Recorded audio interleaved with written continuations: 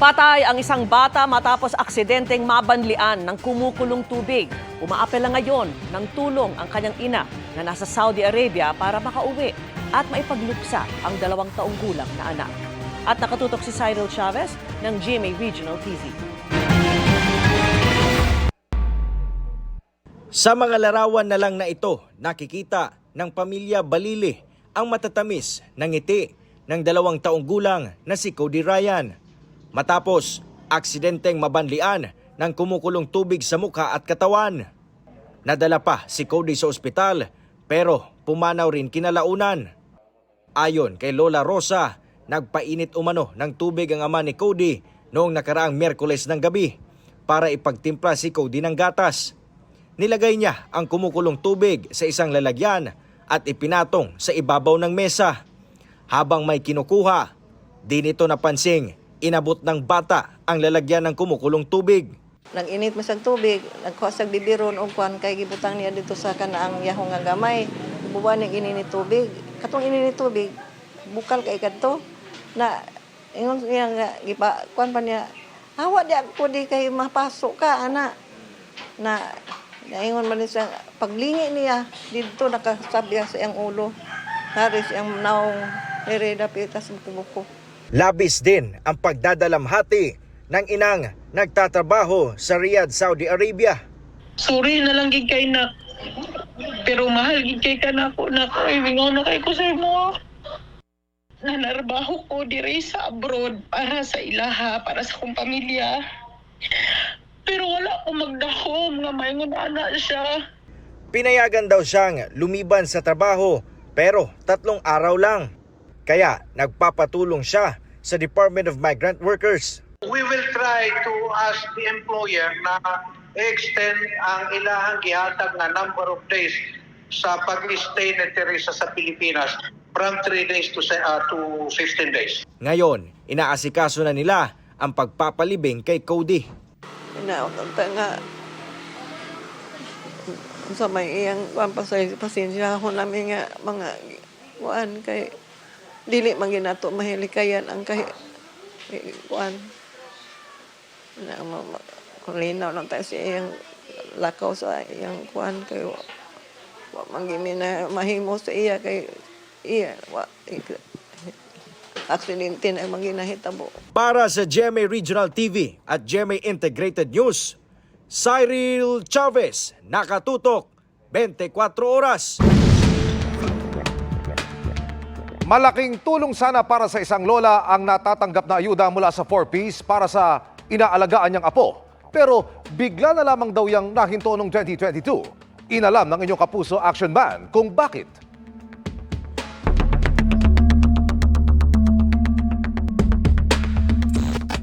Isa ang 61 anyos na si Emma sa mga dumulog sa serbisyong resibo caravan itong Hunyo. Katuwang ang Department of Social Welfare and Development sa GMA Action Center. Isinangguni niya ang nakintong benepisyo mula sa Pantawid Pamilyang Pilipino Program o 4Ps na aabot sa halos 2,000 piso kada buwan. Guardian pa naman siya ng apong 15 anyos at kasalukuyang nasa high school. Ang gusto kong malaman ay kung maibalik kami sa 4Ps ulit. Kayo ho ay natigil na tumanggap ng 4Ps benefits taong 2022? Tama po? Paano nangyari yun? Hindi ko nga rin po alam kung paano nangyari yun dahil yung eskwela ko na apo ay inilipat ko sa Cavite. Oh. Tapos ay simula noon, hindi na nakatanggap. So narito na po tayo sa Action Center. Sa tulong ho ng mga taga-DSWD, ilalapit natin yung concern ni Lola. Paliwanag ng DSWD, na-delist o naalis sa listahan si Emma dahil wala na sa poder niya sa Camarines Norte ang kanyang apo na siyang monitored child ng kanilang programa. Ito kasing bata na minomonitor under her household, nag-move out. Meaning to say, pumunta doon sa Bulacan. Opo. So, doon siya nag-aaral. Opo. Sa mga pagkakataon daw nalilipat ng tirahan ng monitored child, dapat ay pinapaalam muna ito sa kinatawan ng DSWD na kung tawagin ay municipal o city link para patuloy pa rin silang ma-monitor ng ahensya. Based doon sa case ni nanay, ulitin lang po namin, no? Magsasagawa po tayo ng grievance. I-assess po natin sila sa case management kung pwede pang mag-appeal. Daraan daw sa masusing proseso ang review at validation na hindi raw bababa sa 6 na buwan. Tututukan namin ang idinulog na yan ni Lola Emma. Para sa inyong mga sumbong, ipadala lamang sa Kapuso Action Man Facebook page. Dahil sa anumang reklamo, pang-abuso o katiwalian, tiyak may katapat na aksyon sa inyong Kapuso Action Man. Pinasaya pang lalo ng Kapuso Stars ang fiesta sa Calatrava, Negros Occidental at Apalit, Pampanga. Kabilang sa mga nasa Pampanga ang lead stars ng Widow's War na excited para sa pilot week ng series. Yan ang report ni Joanne Ponsoy ng GMA Regional TV. Buhay na buhay ang diwa ng tradisyon tulad ng basaan at prosesyon na pasasalamat ng mga taga-Apalit, Pampanga sa ika-427th Town Fiesta ng kanilang lugar. Makulay at masaya ang selebrasyon na mas pinasigla ng cast ng US Kapuso series na Widow's War sa GMA Regional TV Kapuso Mall Show. Matinding tilian ang sinalubong sa sweet song number ni Kapuso primetime goddess Carla Beliana. Happy Fiesta sa mga taga-Apalit, Pampanga. I'm happy nakabalik kami dito. Mas naging intense pa ang show nang mag-perform si box office queen Bea Alonzo.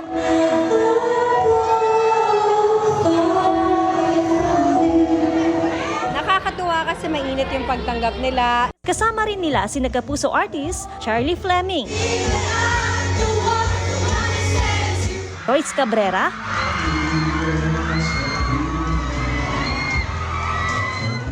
Jerry Gonzalez,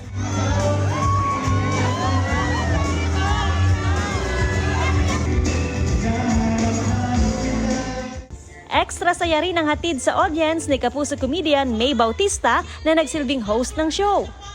Naging extra special din ang experience ng mga taga-Calatrava, Negros Occidental sa Lilas Pandan Festival ngayong 2024. Napuno ang Calatrava Municipal Grounds ng fans na nag-abang sa kanilang mga idolo na sina Running Man PH star Glyza De Castro,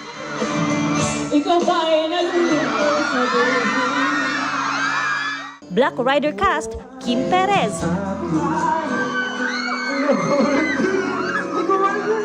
and Xavier Ramos,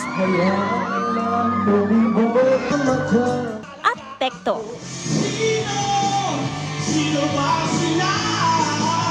Sana bigyan din kami chance makabalik dito. Maraming salamat po. Grabe, na-enjoy namin yung pag-perform dito. I'm so happy na nakarating ako dito. Wow!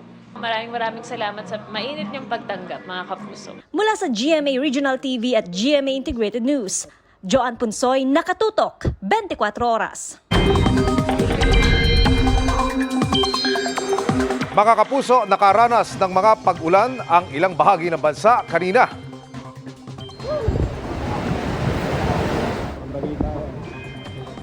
Kasabay ng buhos ng ulan ang malakas na bugso ng hangin na may kasama pang kulog at kidlat gaya ng naranasan sa Guimba, Nueva Ecija. Halos iwas-iwas ang mga tanim na halaman. Ayon sa ilang residente, nawalan din ang supply ng kuryente sa ilang lugar. Inulan din ang Isabela at Cagayan. Sa tindi na buhos ng ulan, bahagyang binaha ang ilang kalsada. May ilan ding stranded. Mga kapuso, posibleng maulit bukas ang mga pag-ulan dahil sa patuloy na pag-iral ng Intertropical Convergence Zone o ITCZ at easterlies. Base sa datos ng Metro Weather, umaga bukas posibleng magsimula na ang tsansa ng ulan sa ilang bahagi ng Caraga, Davao Region at Soc-Samgen. Sa hapon at gabi, uulanin na rin ang malaking bahagi ng bansa gaya ng Northern at Central Luzon, Calabarzon, Mimaropa, Western at Central Visayas, Samar Provinces, Zamboanga Peninsula, Northern Mindanao at Barm. May heavy to intense rains kaya maging alerto at handa sa banta ng baha o landslide. Dito naman sa Metro Manila, posible ring maranasan ng thunderstorms lalo na sa hapon gaya po sa ilang lungsod kanina. Kaya ugaliing magdala ng payong at mag-monitor ng advisories ng Pag-asa. Ingat sa mga nakikilala sa mga dating app. Sa Maynila, isang ganyan ang nagbanta sa kanyang biktima kaya arestado. Ang kanyang modus sa pagtutok ni John Consulta. Pagkakuha ng senyas, mabilis na inakyat ng mga tauhan ng NBI Organized and Transnational Crime Division ang kwarto ng motel sa Sampaloc, Manila. Sa loob, inabutan ng 34 anyos sa suspect na subject ng entrapment operation at ang nagreklamong 20 anyos na biktima. Sumbong niya June 25 nang magkakilala sila ng subject sa isang dating app. Matapos magbigay ng hininging maselang mga larawan, tinakot na raw siya ng suspect na ikakalat ang mga ito kung di siya magpapadala pa ng maselang video. Pero nang sundin ito ng biktima, may pag-sex lang daw po talaga. Wala pong involved na pera, wala pong kahit ano, basta sex lang po talaga. May pag-meet up po sa kanya. Ganun po. Kasi pag di daw po may pag-meet up sa kanya at saka isipin niya po, hindi po matuloy yun. Isasend niya po talaga yun sa mga kilala ko po at saka sa magulang ko po. Bigla na lang po ako na trauma. Nalalim po yung paningin ko. Hindi po ako makakain, hindi po ako makatulog.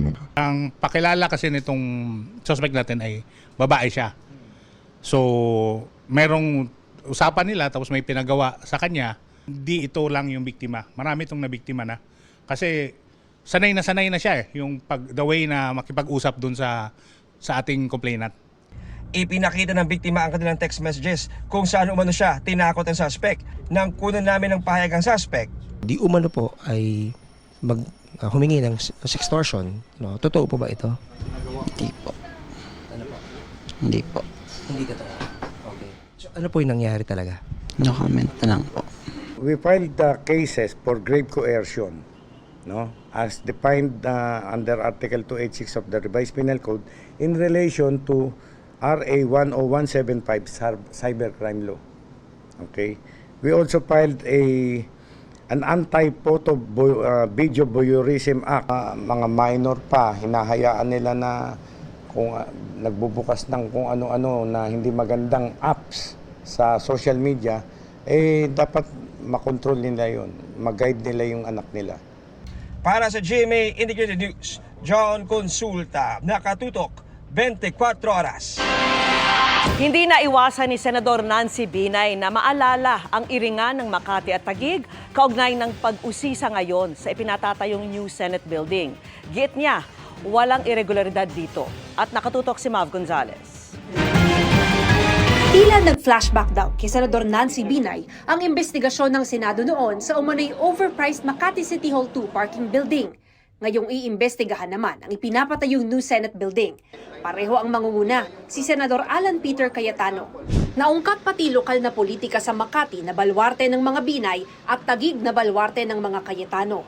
Kailan lang nang magdesisyon ang Korte Suprema na ilipat sa Taguig ang mga Embo Barangay na dating bahagi ng Makati. Nung umpisa, ayaw kong isipin na may ganong anggulo pero habang tumatagal, parang bumabalik pa rin tayo dun sa Taguig-Makati issue. Lalong-lalo na, di ba, na parang alam naman na iniisip natin na tumakbong local. Ano ba talaga ang intensyon? Ang intensyon ba ay tapusin ng building, malaman ng katotohanan ang building, or is it all about politics like 2016? Pinalitan ni Cayetano si Binay bilang chairman ng Senate Committee on Accounts na nangunguna sa construction ng new Senate building.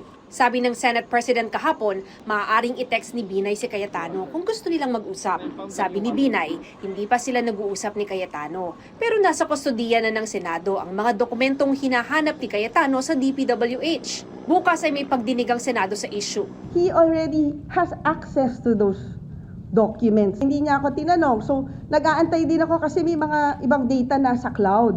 Kailangan kong antayin siya kung kailan niya ako gustong kausapin. Pagbibigay galang ko na lang na siya na yung bagong chairperson. Sino naman ako para mag-insist sa kanya na kausapin mo ko kung ayaw niya akong kausapin. Giit ni Binay, walang irregularidad sa ipinapatayong gusali at ilang beses siyang nag-briefing kaugnay nito sa mga senador kabilang kay Senate President Chis Escudero. Pero absent umano si Cayetano sa briefing.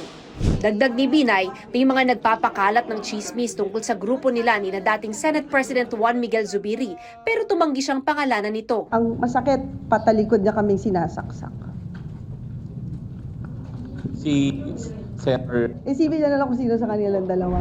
Lalo lang daw madedelay ang delayed ng pagtapos sa new Senate building dahil sa mga bagay na hindi pa dinedesisyonan ni Cayetano. Meron kasing kailangan i-resolve dun sa building na hindi matutuloy, hindi makaka-full blast doon sa construction kasi may mga issues na kailangan i-resolve nung bagong chairperson. But, hindi nga niya inaalam kung ano yon or so talagang madedelay. Kinukuhanan pa namin ng pahayag si Cayetano pero wala pa siyang tugon. Para sa GMA Integrated News, Mav Gonzalez, nakatutok, 24 oras. Pinasinungalingan ng AFP ang ulat ng isang pahayagan ng China na balak magtayo ng Pilipinas ng maritime base sa Escoda Shoal. Kasunod yan ng resupply mission doon ng PCG kasama ang pinakamalaki nitong barko at 3 patrol boats. Nakatutok si Chino Gaston. 4 na barko ng Philippine Coast Guard ang nagsama-sama sa karagatan malapit sa Escoda Shoal matapos makumpleto ang resupply mission sa mga Coast Guard station sa mga isla at bahura na okupado ng Pilipinas sa West Philippine Sea. Sa social media post ni PCG spokesperson for the West Philippine Sea, Commodore J. Tariela, ang pagtatagpo ng pinakamalaking barko ng PCG, ang 97-meter BRP Teresa Magbanwa at 3 44-meter patrol boats ay simbolo raw ng pangako ng PCG na itaguyod ang karapatan ng bansa sa West Philippine Sea. Pero ang misyon ng mga barko ng Coast Guard sa Escoda Shoal kinikwestiyon sa isang ulat ng Global Times ng China. Ayon dito, meron daw video ang China ng pagdadala nito ng mga sako ng semento, pagkain at PCG personnel papunta sa BRP Cabra. Indikasyon daw ito na balak magtayo ng maritime base ang Pilipinas sa Escoda Shoal para suportahan ang BRP Sierra Madre sa Ayungin Shoal. Dagdag ng spokesperson ng China Coast Guard, 3 Coast Guard ship daw ang naghatid ng mga materyales.